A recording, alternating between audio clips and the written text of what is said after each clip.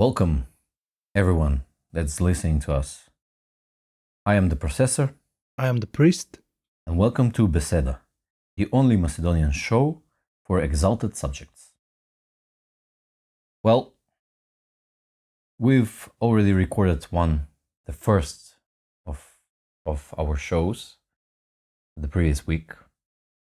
The what we'll be covering today is actually the same topics that we had the previous week.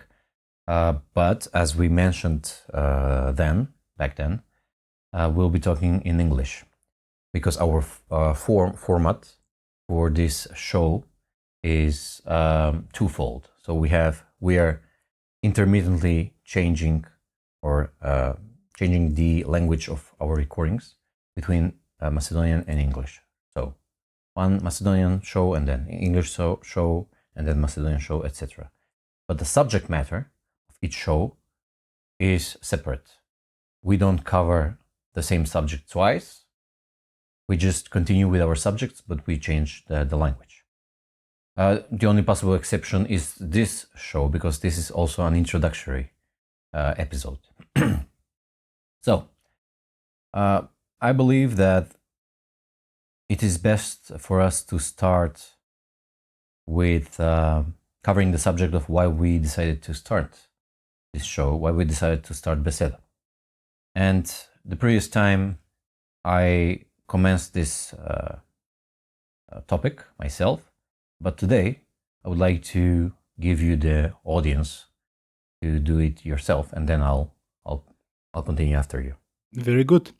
Well, the reason why we decided to record ourselves and to make Bеседа, the podcast that in which we talk about the most exalted themes and topics that we can imagine, but also topics that are highly needed in today's society, is because of two reasons. The first reason is because the internet and the whole information sphere that is around society is full with podcasts and all kinds of emissions and different types of programs that are full of totally, let's say, profane themes and topics of discussion. And mundane as well, right? Yes, Yeah. yes. And the problem with this is that it kind of devolves our minds. It puts us into a very low, let's say, low frequency functioning state of existence, because it forces our minds and our emotional bodies to think about and to live in a level of unimportant, in a position of living out the unimportant informations that are put in before him. And this is the real problem, and we want to rectify this problem by putting into the internet and into this sphere of information a new type of thinking, a new type of discussion, in which we explain to the in which we demonstrate, it would be better to say, in which we demonstrate that two people can have discussions, beautiful discussions, in a very exalted themes and in a very exalted way of discussing, and not just argue about superstars or low daily political happenings or conspiracy theories or something like that. But we can talk about truly life-changing themes. The second reason is because we have actually been doing these discussions not on the mic, but while we were taking a hike or sitting at home, and the points that we have reached in having our discussions have actually been very exalted, and they actually surprised even us by the let's say the things that we have uncovered from our discussions, and we wanted to actually record them so that one day we can return to these discussions, to these points, and form something that we like to call a new paradigm, better to say meta-conceptual paradigm, something that would transcend the today's ideologies, or even the concept of ideology and the concept of having concepts.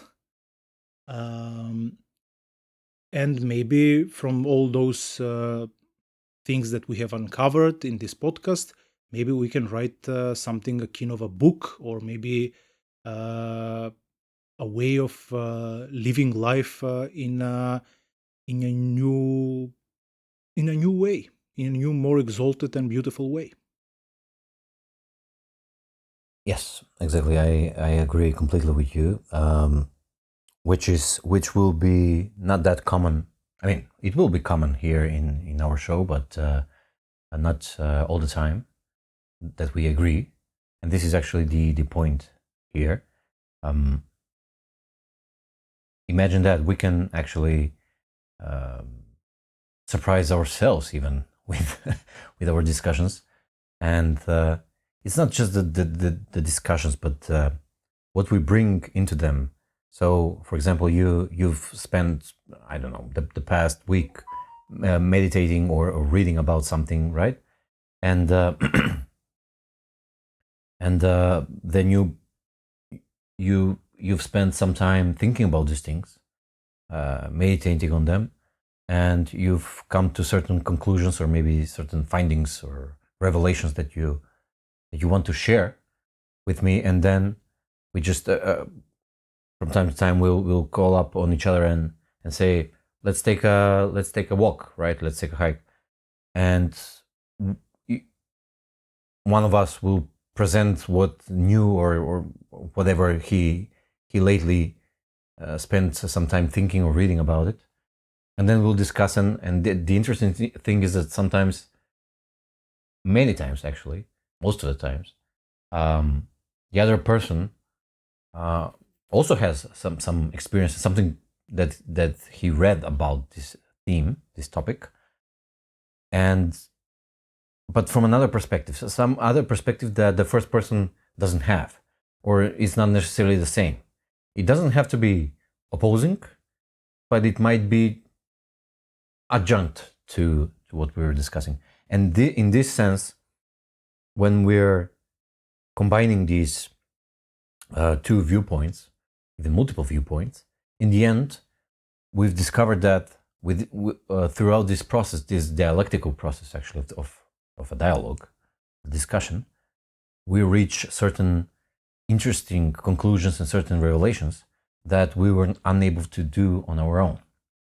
And I personally believe that there is some kind of a more divine process involved here, like a divine intelligence that actually enables us to enter a dialogue, and through the dialogue enhance our intelligence, through the dialogue enhance our understanding of reality. So in this sense, it is very fitting that our show is called Beseda, because in Macedonian, Beseda means a conversation, right? But not just a regular conversation. It's not muabet, but it's actually Beseda. Beseda is a conversation, sometimes with oneself, but oftentimes in a dialogue, like a dialectical conversation that is in bona fide manner focused or or aimed towards higher truth, exalted truths and exalted topics. And I believe Beseda also, the word implies that this conversation or this talk will end up in some higher understanding. Yes, that's the point of Bethesda. Well, the Macedonian word is actually present in I think all the other Slavic languages. It's the same Bethesda. So let me.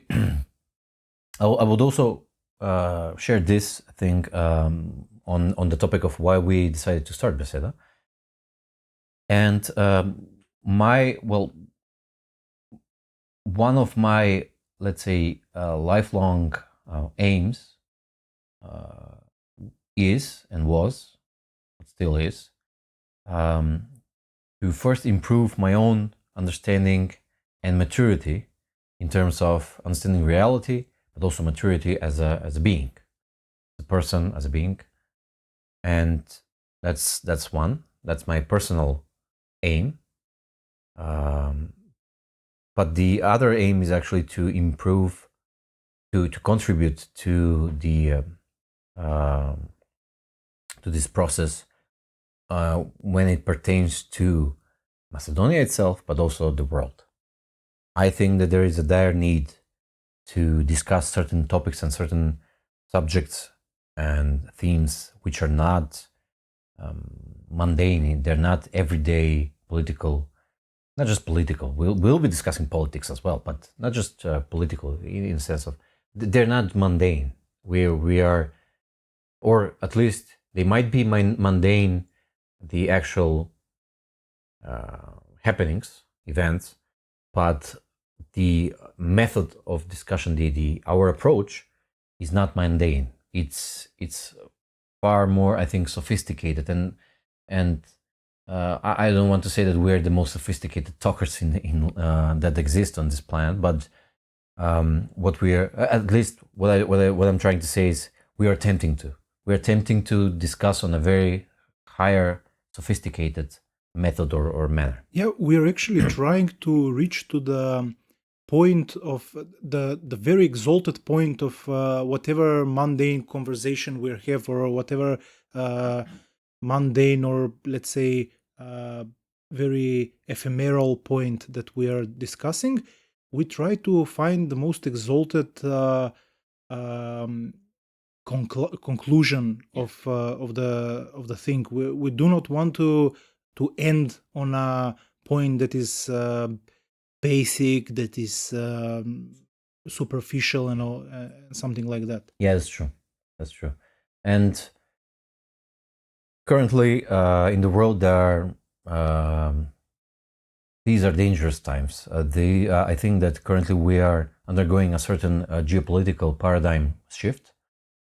And of course, the old players that were the previous paradigm, they're not very happy about it, and they're trying to the end of their might to stop it.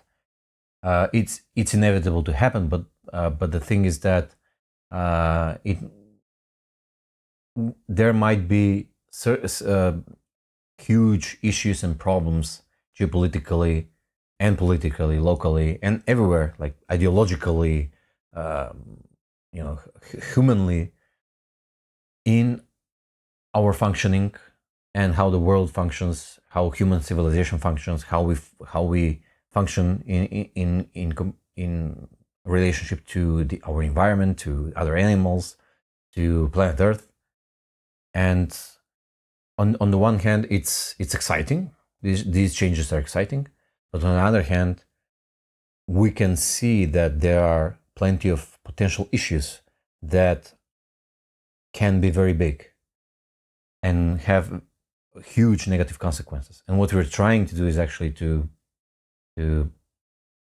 contribute towards reaching the next paradigms of thinking as a humanity, as a people in Macedonia, and us as individuals, in a way that is constructive, not destructive. Yeah, definitely there is big things happening in the world right now. there is a power shift, as you say, or at least a fragmentation of power, something like that. And almost always when there is a big change, there is always the dangers of something going wrong, and not only going back to worse situation, but also there is a chance of total destruction, as there is always the fear and the possibility of death when you're trying to change something, even in your life. Yeah, that's true. When you want to change something for the better, you must risk something, you must sacrifice something, which, if it goes really badly, might end up with dying. So indeed, these are dangerous times, and this is why actually we would like to to prompt people to try to ask profound questions and to actually worry about more exalted things in life, and to wonder about life itself. What is life, and what is its essence, and what is its purpose, and not well, who are we here, but also why are we here. And these are very important, but also very difficult questions. These are not questions that can be answered very lightly. These are questions that you need a lot of thinking and a lot of discussion, and a lot of introspection and meditation to take a glimpse of, and to maybe begin to understand.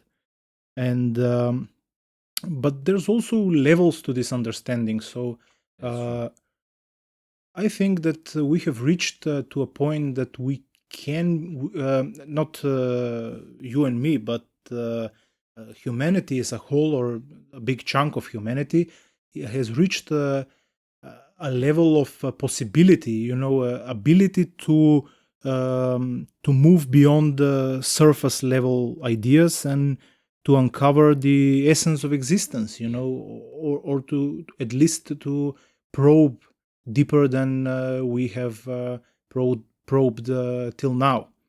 But also, as I said, we would also like to build a repository of ideas and perspectives, so that we can go back to these conversations, and we can listen to these points that we have made, so that we do not forget in a way, but also so it can speed up our own development, because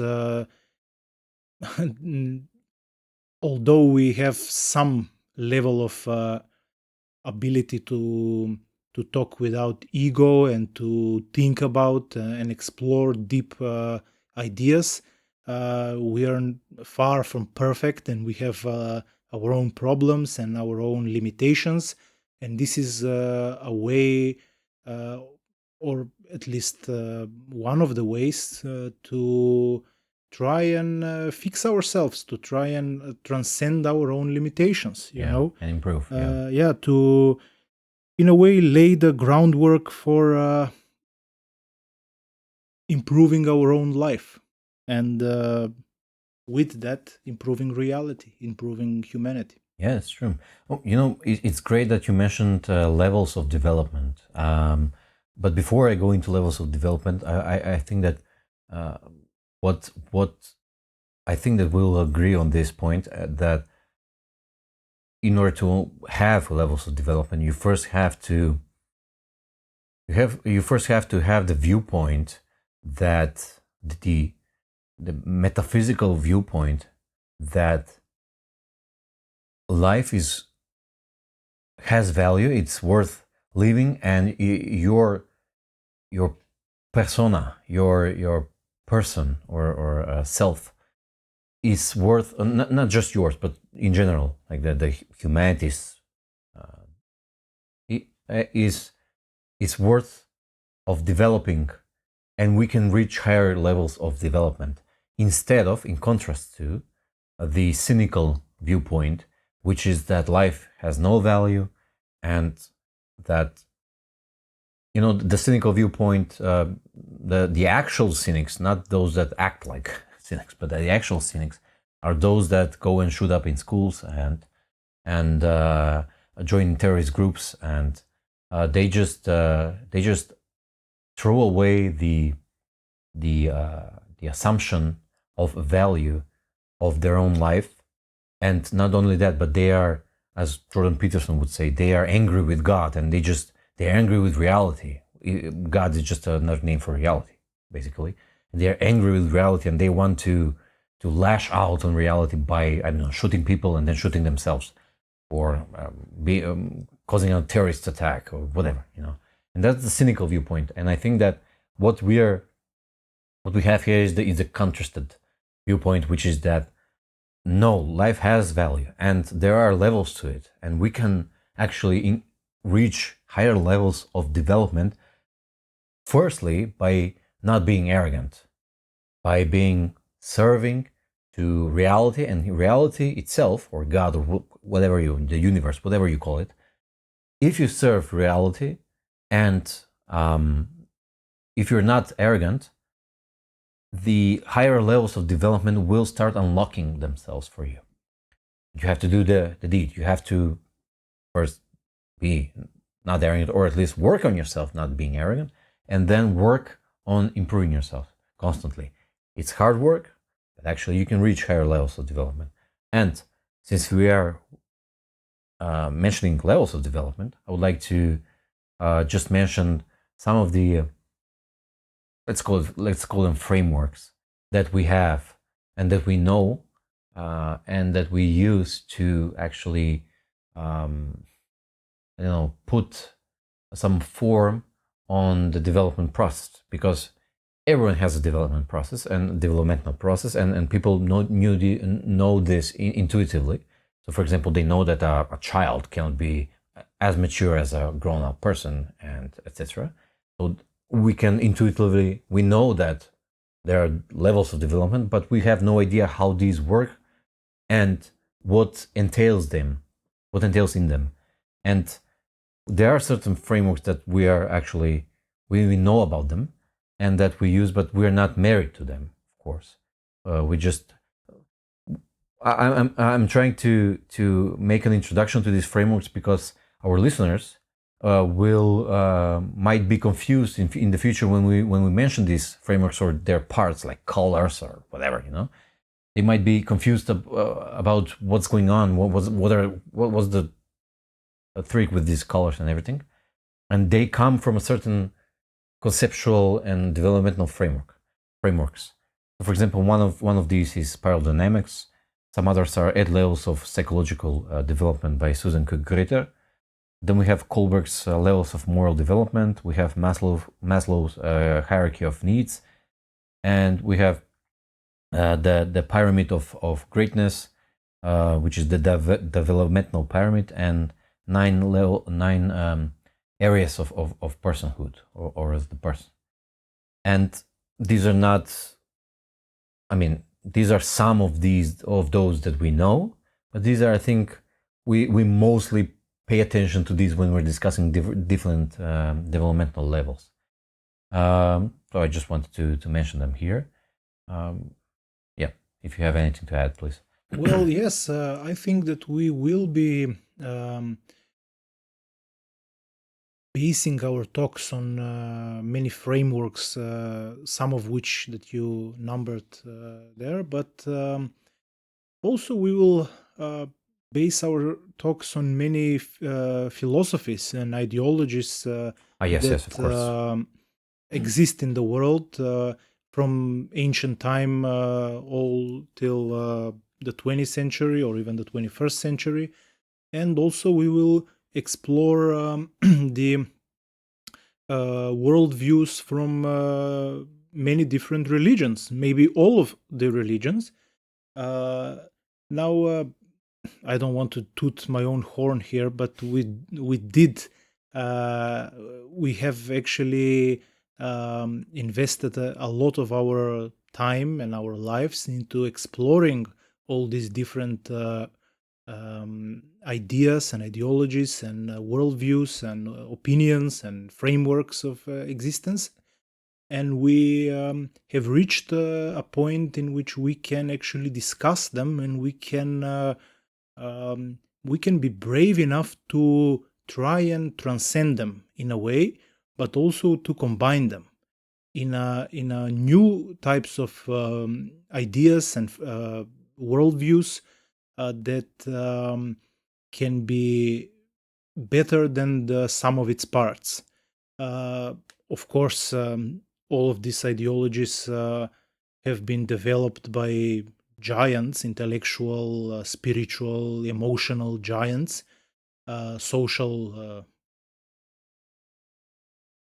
experts and masters, but also they have been limited by their own time that they have, the age that they have lived in. True. And And the by environment, and the everything. environment and the problems that the persons have and all that. And it would be wise to say that none of them, although they were far better than we are right now, but also comparatively, comparatively, yeah. but none of them were perfect. Everyone had their own misgivings or problems with their ideologies, and that is why none of the ideologies so far had been totally, completely, 100% satisfactory to humanity. Everything has its own problems. Everything has been either transcended, or there has been some loops in it, or there's some problems with it, and none of it seems to work. And I Or at believe, least completely work, right? They work. yeah, none of it completely work, or none of it works for a long time. Yes. You know, it might work for some time or for some problem, some reason, but it will malfunction in some other areas of existence, or when the time passes, when enough time passes. So I believe that we have researched them long enough to be able to form new types of thinking and new ideas that will transcend them, and that will prompt us and other people to try and function in a new age of existence, a new age of, as I said, meta-conceptual paradigm, or meta-conceptual worldview, in which you can use an ideology, but you don't have to be a slave to it. You don't have to be a slave to either some idea, or even religion, or worldview, or opinion. You can use them as they have been intended by nature. They have been intended to be tools. They have not been intended to be your masters, to hold them in your mind like some form of identification and part of yourself. They are not part of you. Communism is not part of you. It is an idea that you have. Capitalism is not part of you. Wokeism is not part of you. It is something that you hold, you might hold dear, but it is a tool which you use to improve your life. You don't have to die for it. You don't have to hold it so rigidly that thinking that if somebody questions it, they question your own essence, your own life. And I think this is the gist, the spirit of what we're trying to do here. We're trying to exalt ourselves and the listeners to a point of looking at existence, looking at life in a new meta-conceptual way of understanding. Yes, exactly. As I said before, you don't have to be married to any idea or ideology, and we'll see further down as we go with the recording of these topics, especially on spiral dynamics and developmental levels. We'll see that certain kinds of thoughts, certain kind of abstracted thoughts or constructs or ideologies or ideas, they are needed in certain periods or certain phases of a person's or a group's development. And for example, the biblical stories or the mythological stories or the stories of heroes or the stories of capitalism or business or whatever is the story, or I don't know, some modern leftist stories of protecting the environment or ecology and all these. These are all required for a certain phase of someone's development, and in order to climb up the spiral, let's say, you need to you cannot throw away the previous phases, neither what they are constituted of. They need to be absolved. Absolved means they need to be first accepted when that phase is enacted, whatever the phase, let's say religious or mythological phase. They need to be first accepted and then followed through to their logical or conceptual end, and then see that actually they cannot cover everything, they cannot answer for everything, and then try to find new answers in some other, the next level. So they need to be outgrown. Outgrown. But outgrown doesn't mean to be shed away. It means to be absolved, to be incorporated in your development as you go up. And you always have to be mindful of every level. And every level should be satisfied in order to be truly developed, or to truly develop yourself upwards, to climb the levels and to be able to climb the levels. Because if you don't absolve a certain kind of level, you cannot climb anymore. You can see into the next levels, a level of 2 of development, but you cannot climb them because you didn't resolve the issues and the situations that this level where you're located now is supposed to solve them. So exactly, I completely agree with you with this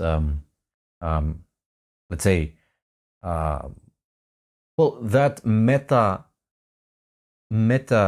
conceptual phase is actually probably one of the higher or highest developed phases that one can reach. It's good to have it as far as we know.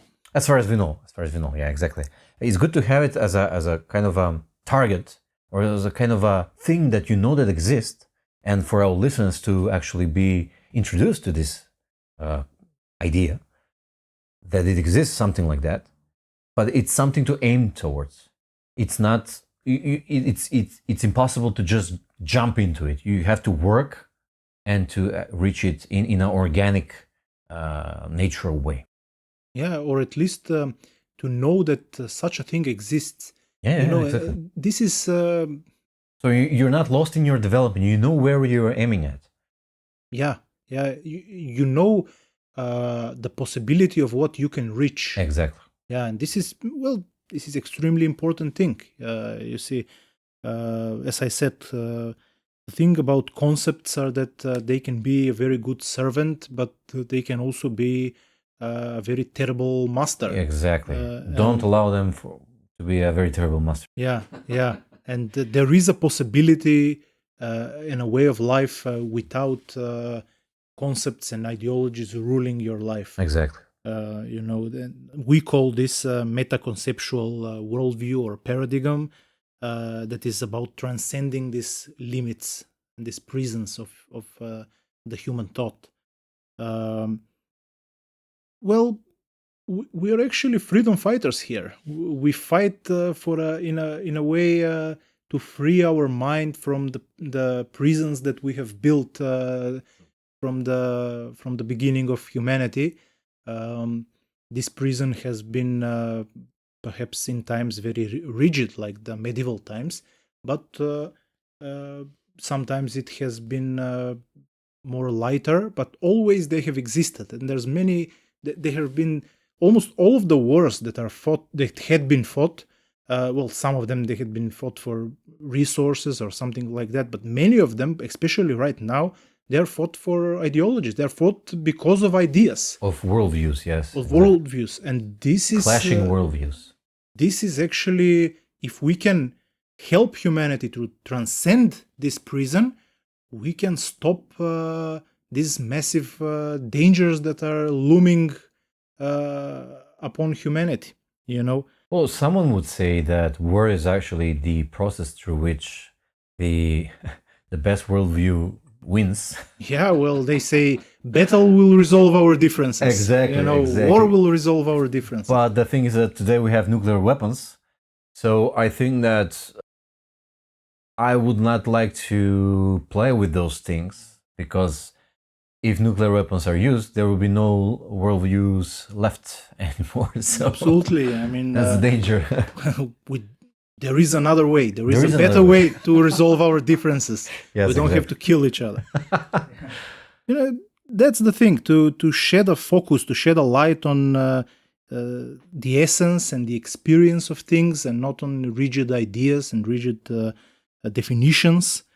And I believe, I know you also have this opinion, that this will lead to a new way of living, Most definitely. a very much better way of living. Yes, actually, that is the, I think, I think that is the actual emancipatory process of humanity and of individuals yeah. as well, and of groups of, I mean, everyone, families, what have you. That is actually the actual emancipation. Well, first of all, it will elevate behavior. So it will inspire people. It will make them to live more authentically, because they are not locked by their own ideologies or something that has been forced upon them. Yeah. They will be more authentic, and they will be much more conscious, because authenticity and consciousness are very much linked. You know, Yes, when you yes. live authentically, you can actually see yourself. You can learn about yourself. You can truly look yourself how you are, and this is actually this is consciousness. Yes, This is yes. what consciousness means: to look upon yourself. Yes, actually, this is what I discussed the previous episode in Macedonian. I discussed that I mentioned that, for example, animals are like complete Buddhists because they are living in the moment all the time, but actually they are unconscious of it. And the Buddhist psychology also recognized this process that when a person is born, it comes from unconsciousness, unconscious bliss of a sort, into conscious suffering, and then through emancipation of the thought and through the increase of authentic living, the increase of intensity of authenticity of living, you can transcend that state of constant suffering into the state of bliss but conscious living and existing. And this is actually Buddha. That's the enlightenment. And this is the emancipation of human thought and of human beings. And this is what we're aimed at. Yeah, and every time an enlightened human being has introduced a new way of living, maybe they haven't enlightened everyone they have been in touch with, but they have left values, and these values have almost always had been better than the values before that. They might not have been best for forever, you know, but they have been far better than the previous ones. And this is the thing that this new kind of meta-conceptual existence will actually bring.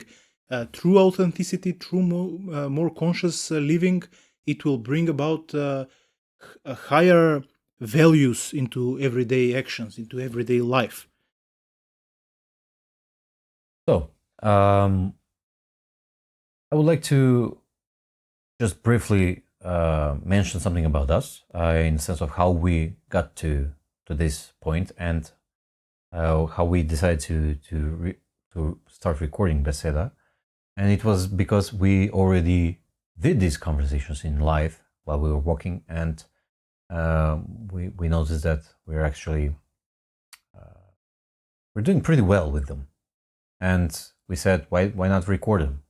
Maybe tomorrow we will take them and do something with them, or maybe we'll write a book, or whatever it is, or maybe we'll just, for everyone that's listening to us, it will actually affect them in a positive way, which is actually great. Why would we be keeping these? I don't know. I don't want to say enlightening, because this word is actually too burdened today.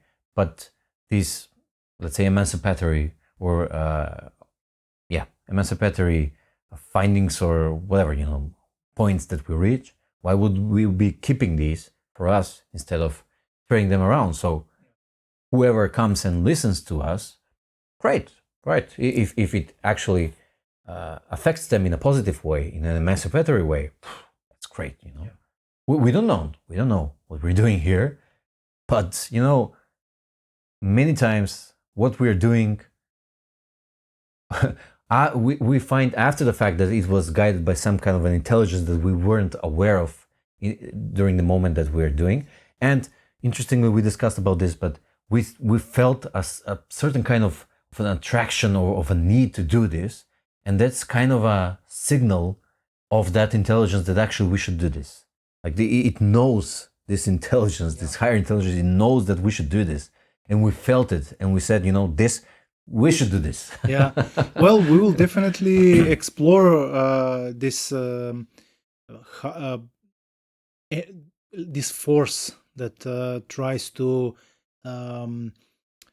motivate people, or to conjugate them together in a way to achieve something higher than what an individual can achieve, and how you can, it's almost palpable, how you can feel that something is working through you, and that many artists and many scientists and many religious people have actually said that something is working towards them when they're creating some big wonder for humanity, that it is not their work, but something coming, some creativity or some force coming through them, using them in a way, and but using them in a beautiful way, not in a slavish type of way. Yeah. And as you said, yes, we are trying to reach listeners to think about life, to think about the ways that we can change our own daily life, and change the world through our daily small things that we, and the consciousness that we put into our lives, that such small things can change the world. And this is actually I believe, one of the benefits that we can all have, and that is to create a focal point that people can listen to us, and we can form a community. Yes. It's early to talk about such things, but it is a possibility. It's always a possibility to create a community that thinks, lives, and acts on a higher plane. More exalted living, as I said. I just hope that since half of the episodes will be in English, I just hope that our listeners will be forgiving, because this is not our native language. We're trying our best, and I think that with time will significantly improve in our manner of conversation and talking. And what I want to say is that I would like to ask of them to actually try to pick through what we're actually trying to say behind our words. Yeah. Right? Because sometimes it's difficult to, converse in another language. It's always difficult, which is not your native language. And just try to grab the point, right? That's the idea. Yeah. Search for the point in these conversations, not in the way how they are expressed. Yes. Yes, exactly. Yeah. Well, as I said, this is one of the goals of this podcast. This is something that we're trying to achieve, to host some kind of dialogues that can challenge conventional thinking, and something that can bring diverse perspectives to the table. To to show ourselves and to show humanity that there is more liberating ways of existence and ways of thinking, and they are actually achievable. They are not something that somebody has to create or uncover, but they are here within us. We can live more consciously, and we can live more exalted in our ideas and minds. And through that living, we can escape from much of the horrors and evil that there is now in humanity, in our civilizations of the 21st century.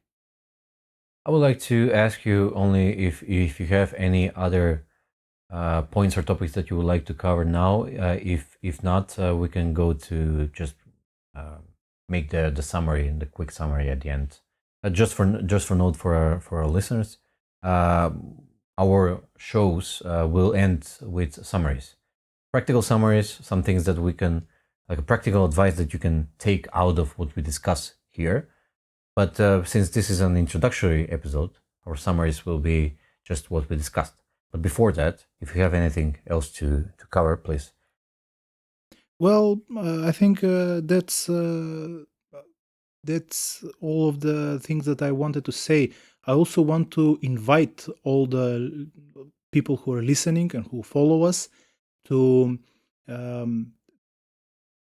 we can try to make a community in which we do not only talk about talk to each other, but we can also engage in more widespread dialogue. So we will in the future invite more people to talk with them, to share some ideas and new ways of viewpoint. But the thing about the two of us is that we are very hungry learners.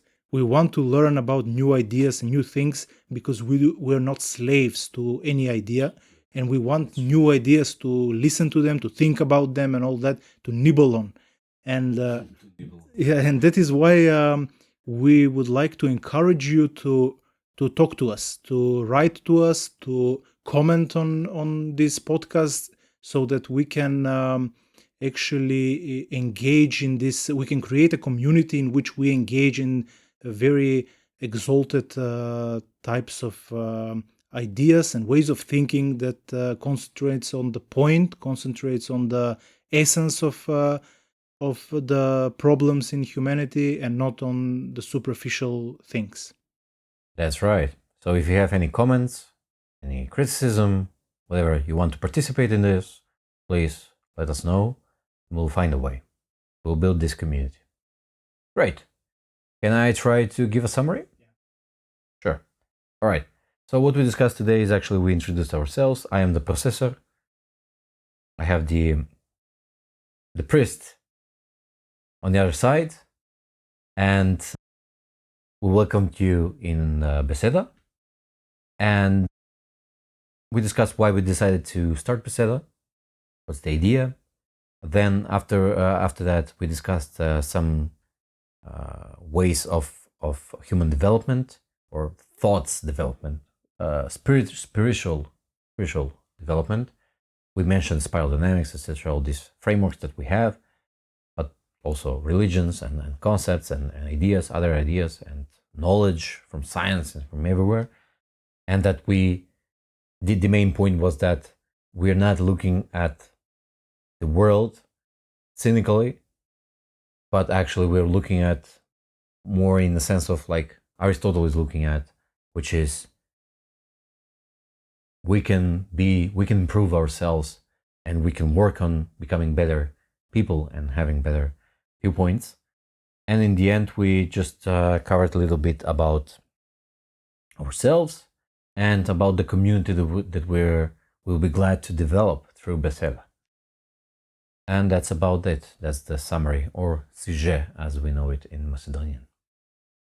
And if you don't have anything other to add here, I think we can end this episode.